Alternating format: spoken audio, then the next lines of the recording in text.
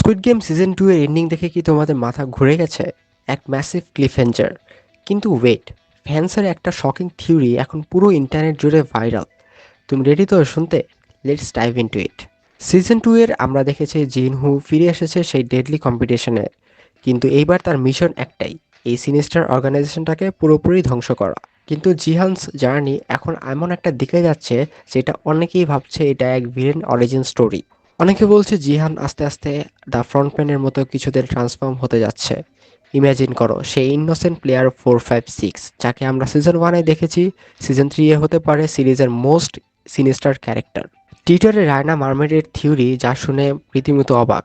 তিনি বলছে জিহানকে সাইকোলজিক্যালভাবে গ্রুম করা হচ্ছে, যেন সে the next frontman or something even ডার্কারে পরিণত হতে পারে। তার increasingly dark and calculated demeanour দেখে সিজন 2-এ এটা বুঝতে পারা যায়। সিজন 2-তে জিহান ডেসপারেট হয়ে এক্সট্রিম মেজার্স নিতে পিছপা হয়নি। টিম ও যখন টিম এক্সের ওপর অ্যাটাক করছিল, জিহান অনেকেই বাঁচাতে পারত, কিন্তু সে চুপচাপ ছিল। দ্য ফ্রন্টম্যান একবার বলেছিল মানুষকে করাপ্ট করা খুবই সহজ। মনে হচ্ছে জিহান আস্তে আস্তে সেই ট্র্যাপেই পড়ছে। কিন্তু কোশ্চেন হলো, সিজন 3-এ জিহান কি সিস্টেমকে ডিস্ট্রয় করবে, নাকি সিস্টেমের পণ হয়ে যাবে? স্কুইড গেমের ক্রিয়েটর জাং জাই গোল্ডেন গ্লোবসে বলেছে সিজন 3 হবে মোর টুইস্টস অ্যান্ড টার্নস দিয়ে ভরা।